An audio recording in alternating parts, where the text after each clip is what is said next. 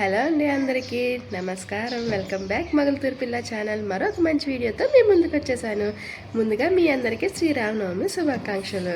ఈరోజు శ్రీరామనవమి కదా, కాకపోతే నాకు కొంచెం హెల్త్ బాగోక చాలా సింపుల్గా చేసేసుకుంటున్నాను అనమాట. ప్రసాదం అయితే ఇంకా చలిమిడి వడపప్పు అలాగే పానకం కదా. ఇంకా ఇక్కడ నేను చలిమిడి చేస్తున్నాను. దీన్ని మేము ఏమని పిలుస్తామంటే పచ్చలిమిడి అని పిలుస్తాం అనమాట. ఎందుకంటే మనం ఎలాంటి గ్యాస్ ఉపయోగించకుండా దీన్ని చేస్తాం కాబట్టి ఆ పేరు వచ్చినట్టుంది. ఇక్కడ కొద్దిగా బియ్యం పిండి తీసుకుని దాంట్లో బెల్లం వేసుకుని కలుపుకోవాలన్నమాట. కొద్దిగా వాటర్ వేసుకుని, లేకపోతే లూజ్ అయిపోద్ది కాబట్టి మనకు ఉండ అవుతే సరిపోద్ది. ఇది తినడానికి కూడా చాలా టేస్ట్గా ఉంటుంది. ముఖ్యంగా ఇది ఎప్పుడెప్పుడు చేసుకుంటాము అంటే శ్రీరామనవమికి ఖచ్చితంగా ఈ చలివిడి పానకమే కాబట్టి ఇవి పెడతాము. అలాగే గ్రామ దేవతలకి ఏదైనా పూజ చేసేటప్పుడు, ఏదైనా ప్రారంభించేటప్పుడు మేము ఈ చలివిడి పానకాలు అంటామన్నమాట. చలివిడిని పానకాన్ని అమ్మవారి దగ్గరికి తీసుకువెళ్తాం అనమాట. అవి పోసి వస్తాం. అలాగే ముఖ్యంగా ఇప్పుడు మేము అమ్మగారింటి దగ్గర నుంచి అత్తారింటికి వెళ్తున్నా, లేదా అమ్మగారింటి దగ్గర నుంచి ఎక్కువ రోజులుండి మళ్ళీ అక్కడికి వెళ్తున్నా కూడా ముందుగా అమ్మవారిని పూజించి ఆ తర్వాత వెళ్తాం కదా, అప్పుడు కూడా వచ్చే ముందు పోసేసి వస్తాం. ఇప్పుడు నేను మలేషియా వచ్చాను అనుకోండి, ముందు మా ఇంటి దగ్గర నుంచి ఎప్పుడు వచ్చినా సరే నేను చలివిడి పానకాలు మా ఊర్లో ఉన్న దేవతకు పోసి ఆ తర్వాత వస్తాను అనమాట. అలాగే దుర్గమ్మకి ఇలా అందరికీ కూడా మేము ఈ చలివిడి పానకాలు పోస్తాం. శ్రీరామనవమికి మాత్రం ప్రత్యేకంగా వాడతాం అన్నమాట. ఇంకా తర్వాత పానకాన్ని సిద్ధం చేసేసుకుంటున్నాను నేను ఇక్కడ. ముందుగా బెల్లం, అలాగే మిరియాలు, ఇలాచి ఇవి మిక్సీ కొట్టేసి ఇంకా వాటర్లో కలుపుతున్నాను అనమాట. ఈ పానకాన్ని చూస్తే నాకు నా చిన్నప్పుడు విశేషాలు గుర్తు వస్తున్నాయి అనమాట. శ్రీరామనవమి అంటే ఏంటి, చిన్నపిల్లలందరూ గుడి దగ్గర పానకాలు ఇస్తారు కదా, పానకం కోసమే వెళ్తారు. ఎందుకంటే వాళ్ళ పూజ మీద ఏం ధ్యాస ఉండదు కదా. అక్కడ ఏదైనా చిన్న ఇదివరకు అయితే కనుక పీటల మీద కూర్చునేటప్పుడు అక్కడ ఇలా పానకం ఇచ్చేవారు, లేకపోతే ఇసునికర్రలు పంచిపెట్టేవారు అనమాట మా చిన్నప్పుడు. మేమైతే వెళ్ళడం తక్కువే, కానీ మా అమ్మగారితో జస్ట్ అలా వెళ్ళి పూజ దగ్గర చూసేసి వచ్చేసేవాళ్ళం. కానీ అక్కడ పిల్లలు అయితే చాలా బాగా ఎంజాయ్ చేసేవారు అనమాట. ఇలా పానకాలకి ఏమో ఏకంగా క్యాన్లు, డబ్బాలు పట్టుకెళ్ళిపోయేవారు, బాటిళ్ళు అవి తీసుకుని వెళ్ళేవారు. అలాగే వాళ్ళు పంచిపెట్టినవన్నీ తెచ్చుకునేవారు అనమాట. కానీ మేము చూస్తే నవ్వుకునేవాళ్ళం. అవన్నీ గుర్తొస్తున్నాయి. కానీ ఇప్పుడు అంత బాగా చేయట్లేనట్టున్నారు. మరి అంటే పంచిపెట్టడం అవి చేయట్లేనట్టున్నారు. ఇదేంటో కరోనా వచ్చిన దగ్గర నుంచి అన్నీ తగ్గిపోయాయండి, అన్నీ లాస్ అయ్యారు కదా జనాలు కూడా. ఇంకా తర్వాత మేము ప్రసాదం అయిపోయిన తర్వాత ఇక్కడ పూజ కూడా రెడీ చేసేసుకున్నాం అనమాట. నేహాంత్ అస్సలు అన్నం కూడా ప్రసాదంగా ఆడే పెట్టేస్తాడంట.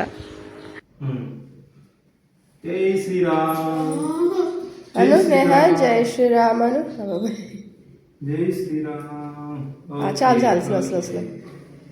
దండం పెట్టుకో. జై శ్రీరామ్. నేహాంత్ ప్రసాదం పెట్టు. నేహాంత్ దండం పెట్టుకోమ్మా. దండం పెట్టుకోవాలి. పెట్టుకో. ఫ్లవర్స్ అక్కడే ఉంటాయిలే కానీ తప్పు. దండం పెట్టుకో అన్నాను నేను. ఇదిగో దండం పెట్టుకో అమ్మా. పెట్టుకో. శ్రీరాముడికి పెట్టాడు దుర్గమ్మ దగ్గర తీసి.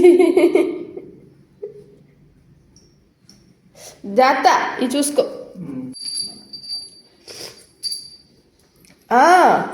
గంట కొట్టు.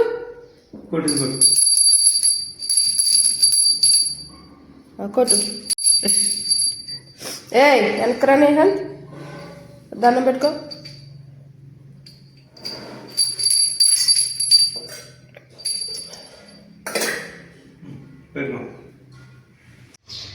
ప్రసాదాలు అయితే చలివిడి, పానకం, ఇంకా వడపప్పు ఇవే కాబట్టి మెయిన్గా ఇంకా అవే చేశాను అనమాట, చాలా సింపుల్గా. ఇంకా నేహాంత్ ఈ లోపల కనకారి ఏం చేశాడంటే కారులో ఫోన్ పాడేశాడు. రీసెంట్గానే పాడేశాడు, మళ్ళీ పాడేశాడు. ఒక్క నిమిషం సరిపోతాడు ఏదైనా చేయడానికి. పాడేసావు మళ్ళీ ఫోను? ఎందుకు పాడేసావు? ఆత్మా అని అందులో ఎందుకు పాడేస్తున్నావు నువ్వు?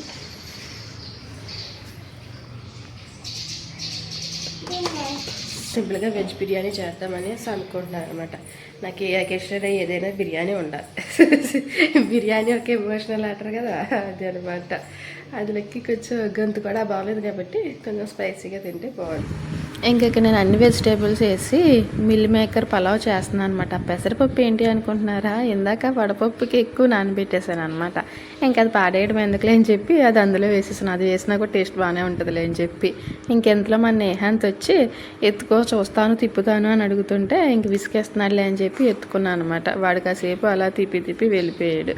ఇంకా తర్వాత నేను రైస్ అది వేసేసి వాటర్ ఆల్రెడీ కొలిచి పెట్టుకుంటాను కాబట్టి వాటర్ కూడా వేసేసాను అనమాట. అది ఒక 10 to 15 మినిట్స్లో అయిపోద్ది. రైస్ కుక్కర్లో అయితే ఫాస్ట్గా అయిపోద్ది, కానీ రైస్ కుక్కర్ పనిచేయట్లేదు. ఇంకా ఆ గిన్నెని నేను ఇలాగే వాడుతున్నాను అనమాట, సరిపోద్ది కాబట్టి.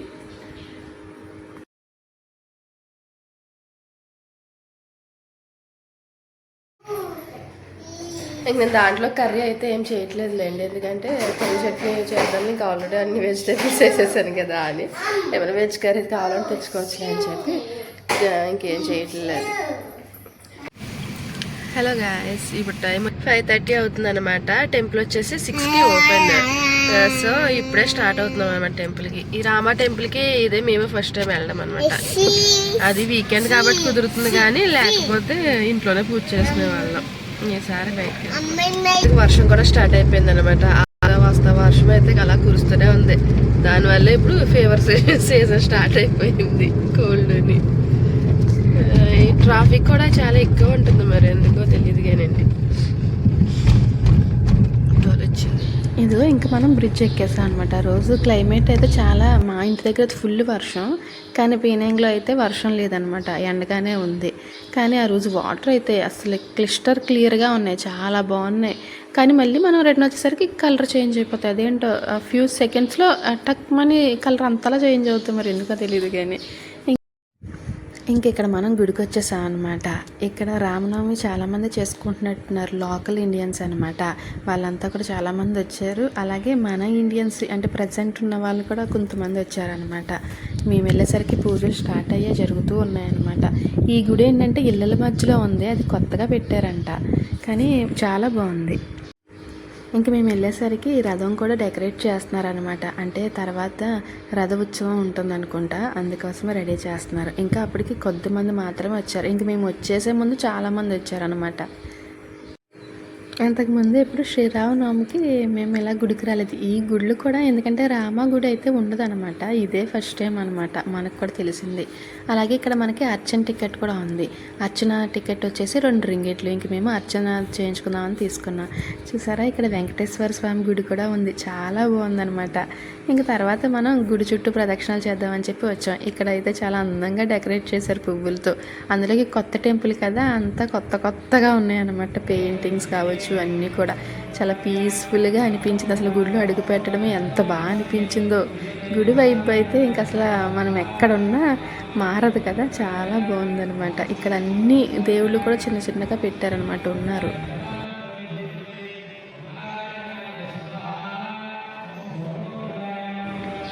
ఇదిగా మన రామయ్య ఎంత అందంగా ఉన్నారంటే అసలు నాకైతే ఎంత బాగా అనిపించిందో, చాలా బాగున్నారు.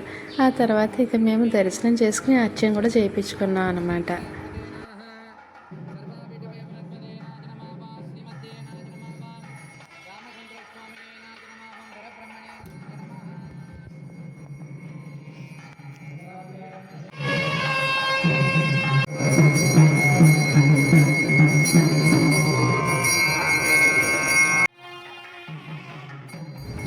ఇంకా మేము గుడికి కొబ్బరికాయ తీసుకొచ్చాం అనమాట. నార్మల్గా ఇక్కడ కొబ్బరికాయ మనం కొట్టే ఆప్షన్ ఉండదు, కానీ ఈసారి మా చేతులతో మేమే కొబ్బరికాయ కొట్టాం. చాలా తృప్తిగా అనిపించింది అనమాట.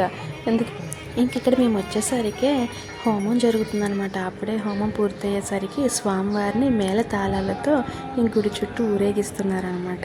ఆ తర్వాత మేము ఇంకా స్వామివారి ముందుకు వచ్చి మళ్ళీ ఒక్కసారి దండం పెట్టుకుని ఆ కొబ్బరికాయని నివేదించామన్నమాట. ఆ శ్రీరాముని మీరు కూడా దర్శించుకుని దండం పెట్టుకోండి. ఆ శ్రీరాముని ఆశీస్సులు అందరి మీద ఉండాలి, అందరికీ మంచి జరగాలి. అలాగే ఇక్కడ హారతి కూడా తీసుకోండి. ఇంకా తర్వాత మేము కాసేపు అక్కడే కూర్చున్నాం అనమాట. ఎందుకంటే స్వామివారి మేము వచ్చేసరికి అలంకరణ అంతా పూర్తయిపోయింది. కాకపోతే తెరలు కట్టారనమాట కళ్యాణం పూజ చేసేటప్పుడే ఆ తెరలు తీయడానికి. కాకపోతే నేను ఆ చిల్లుల్లోంచి స్వామివారిని ఫోటో వీడియో తీశాను. ఎందుకంటే అంత దూరం వెళ్ళాం, ఆ స్వామివారిని చూడకుండా ఒకవేళ వచ్చేయాల్సి వస్తే ఏం చేస్తాం, మీకు కూడా ఆ అందమైన రూపాన్ని మేము కూడా గుర్తుంచుకోవాలి కాబట్టి ఈ వీడియో తీసాను అనమాట. అలా తీయకూడదని తెలిసినా తీయాల్సి వచ్చింది. ఇంతలోనే నేహాంత్ అయితే గుడి చుట్టూ తిరుగుతూ ఆ కౌంటర్ దగ్గరికి అది వెళ్ళి అల్లరి చేస్తూ ఉంటున్నాడు అనమాట. నేను అక్కడే కూర్చుని వాడిని చూస్తూ ఉన్నాను. ఇంతలోనే మనకి అర్చన చేసే పువ్వులు ఇచ్చారు కదా, దాంట్లో ఈ రేఖ సంపంగి వచ్చింది. దీని పేరు రేఖ సంపంగి అడవి సంపంగి తెలియదు, కానీ ఇక్కడ సంపంగి పువ్వులు కూడా ఉంటాయా అనిపించింది. ఇదిగోని చూసారా, స్వామివారు ఇక్కడ మేళతాళాలతో ఎలా ఊరేగుతున్నారు. ఇది అసలు ఎంత బాగా అనిపించిందంటే, ఊరు కాని ఊరిలో కూడా మన ట్రెడిషనల్ ఫాలో అవుతూ, అలాగే ఇక్కడ లోకల్ ఇండియన్స్ అందరూ కూడా ఇక్కడ శ్రీరామనవమి చేసుకుంటున్నారనమాట. అదంతా చూస్తే చాలా మంచిగా అనిపించింది. ఇక్కడ ఇంతలోనే హోమం పూర్తయింది. అందరూ కూడా హారతులు తీసుకుని, అలాగే హోమం చేసిన వాటర్ చల్లుతారు కదా, అదంతా కూడా చేయించుకొని ఆ తర్వాత ఇక్కడ విగ్రహాలు, ఉత్సవ విగ్రహాలు ఏదైతే ఉన్నాయో అక్కడికి వచ్చారనమాట. తర్వాత పూజ ప్రారంభించడానికి ఇక్కడ మేము ఇంకా ఆ పూజ ప్రారంభించక ముందే జస్ట్ తెర తీసి హారతులు ఇచ్చి అప్పుడే పూజ మొదలవుతుంది. ఆ టైం దాకా ఉన్నామన్నమాట. ఇంక నేహాంత్ చాలా అల్లరి చేస్తున్నాడు, అన్నీ లాగుతున్నాడని చెప్పి ఇంకెక్కువసేపు లేము. అందులోకి మాకు చాలా దూరం కూడా కదా గుడి. ఇంకా అంతా అయ్యేసరికి అయితే మనకి 11, 12 అయిపోద్ది. మళ్ళీ మనం ఇబ్బంది పడతాం మళ్ళీ రావడానికి అని చెప్పి ఇంకా దండం పెట్టుకుని వచ్చేసామన్నమాట. ఇంకా అక్కడ భోజనాలు అవన్నీ కూడా ఉన్నాయి. కాకపోతే ఇంక మేము అప్పుడు దాకా లేమన్నమాట. జస్ట్ హారతి తీసుకుని దర్శించుకుని వచ్చేసాం.